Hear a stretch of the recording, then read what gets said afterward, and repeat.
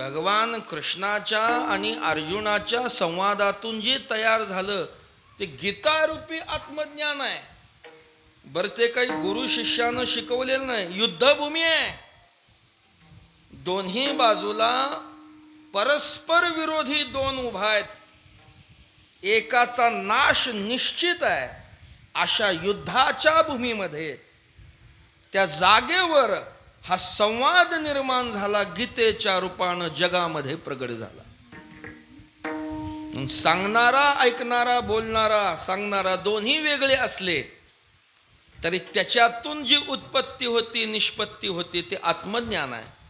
जसे ओठ दोन असतात पण बोलणं एक आहे, पाय दोन असतात पण चालणं एक आहे, डोळे दोन आहेत पण दिसतं एकच. तसं परमात्म्याचं अर्जुन, अर्जुन आणि परमात्मा दिसत जरी वेगळे असले तरी दोघाच्या बोलण्यातून प्रगट होणारं ज्ञान एकच आहे. दोही ओठी एक बोलणे, दोही चरणी एक चालणे, तैसे पुसणे सांगणे तुझे मज. अर्जुना, तुझं माझं पुसणं आणि सांगणं कसं आहे?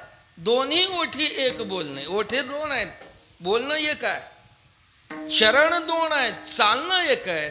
तसं तुझं पुसणं आणि माझं सांगणं एक आहे.